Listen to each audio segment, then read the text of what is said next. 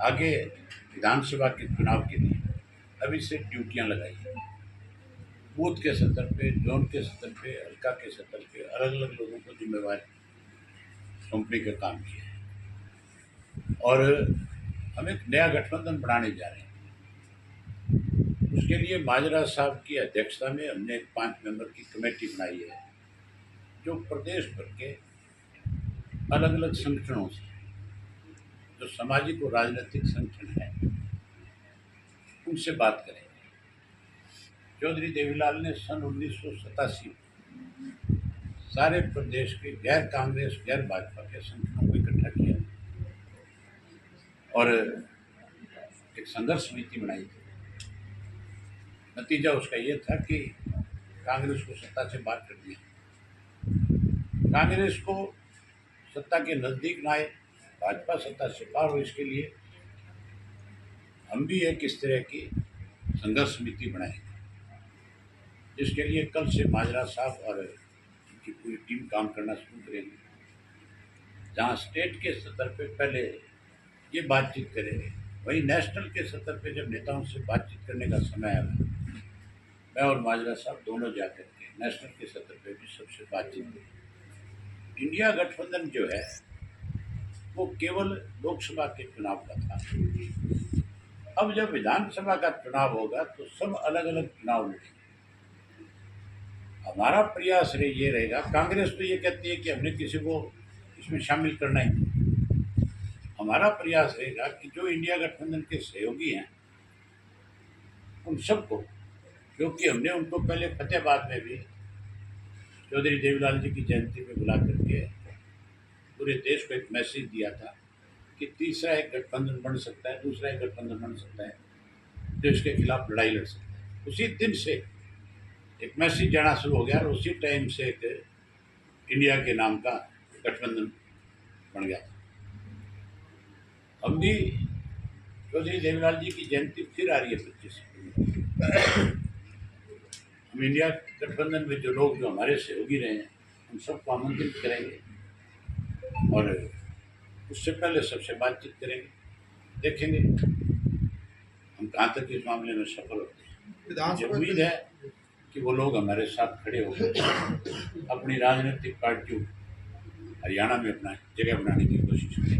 अब की बार ये कहाँ बना रही है 25 सितंबर? अब इसके लिए कोई चर्चा नहीं करी हमने। जींद के साथियों ने मेरे सामने इस बात के लिए प्रस्ताव दिया जब हम गए मीटिंग के, करना चाहते हैं। चुनाव के बाद कोई ऐसी स्थिति, बाकी अभी देखेंगे, अभी समय हमारे पास इसके लिए। हम आपस में हमारी पार्टी की जब प्रदेश कार्यकारिणी की बैठक बुलाएंगे उसमें सबसे पूछेंगे जो जिला करवाना चाहता है, जिलों के भाई जो अध्यक्ष हैं, जिला के और पदाधिकारी हैं, उनसे बातचीत करेंगे, फिर तय करेंगे। समीकरण दिखाई दे रहे हैं जैसे आपने भूपेंद्र सिंह हुड्डा से पूछो कि तुम क्यों भागे, चुनाव क्यों नहीं लड़ रहे। एक तरफ कहता है सरकार अलपमत में है, एक तरफ कहता है कि हम अलपमत में हैं। तो तू अलपमत में है तो फिर जाकर के ये क्यों कहता है कि भाजपा अलपमत में है। इसका मतलब भारतीय जनता पार्टी को घर बैठे वो सीट देना चाहता है। विधानसभा चुनाव के बाद ऐसी स्थिति बनती है कि कांग्रेस और इनेलो को एक साथ आना पड़े, तो क्यों आना पड़े? कहीं ऐसी स्थिति बन जाए तो बना तो सही, फिर देख क्या करें। पहले ये स्थितियाँ पैदा करो, तेरी सवाल संभावना है। ये सवाल तब करना जब ऐसी परिस्थिति आए। नीट के इंतजाम को लेके जो हो रही है, मैं आपको एक बात ऐसे दौर में हम समर्थन किसी का नहीं करेंगे। ठीक है, पार्टी के प्रधान का आदेश होता है, सबको उनके आदेश की पालना करनी होती है। हमारी पार्टी के प्रधान का फैसला है, वो हमारा इन परिस्थितियों में हम किसी का समर्थन नहीं करेंगे। कोई हमारा करेगा ठीक, तो उसको सरकार में शामिल नहीं करेंगे। सरकार में शामिल करने का मतलब उन लोगों को छूट देना है। ऐसी परिस्थितियां अगर बढ़ी तो सत्ता पे काबिज हम ही होंगे, कोई और। तेरे को क्या लगता है? माहौल है जी, है जी, है ना? तो फिर क्या पूछने वाला सवाल है? तुम्हारा सरकार मजबूरी है, सभी पूरा कांग्रेस वालों से पूछो तुम ये कहते हो, तुम्हारा नेता ये कहता है कि अवैध सिंह भाजपा से मिला, तो तो तुम क्यों भाग रहे हो, क्यों नहीं चुनाव लड़ रहे?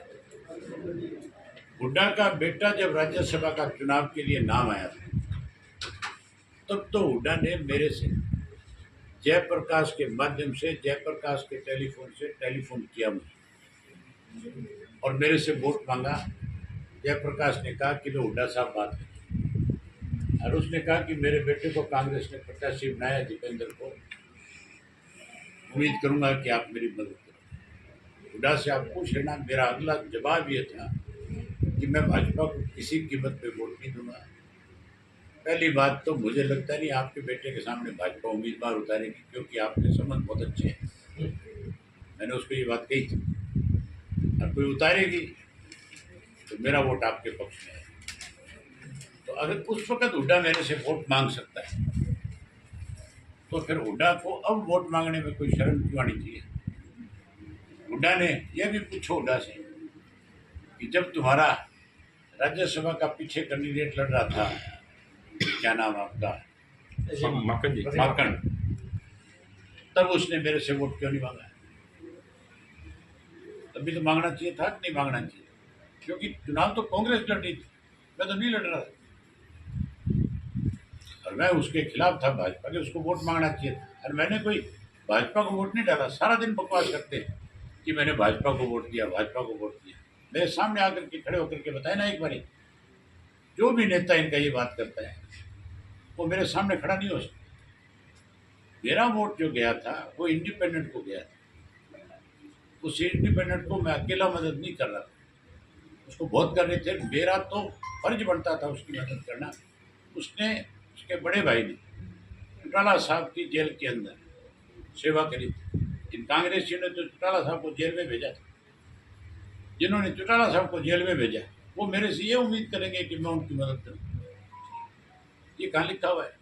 तुम्हारे में से किसी के बाप को कोई जेल में भेज दे, बिना कसूर भेज दे, तुम उसकी मदद करोगे? हम तो आप गए हुए हैं जी। हैं? हम तो आप गए हुए हैं जी जेल में। लीजिए, भेजा होगा। बीजेपी वाला भेजा। ठीक है, धन्यवाद।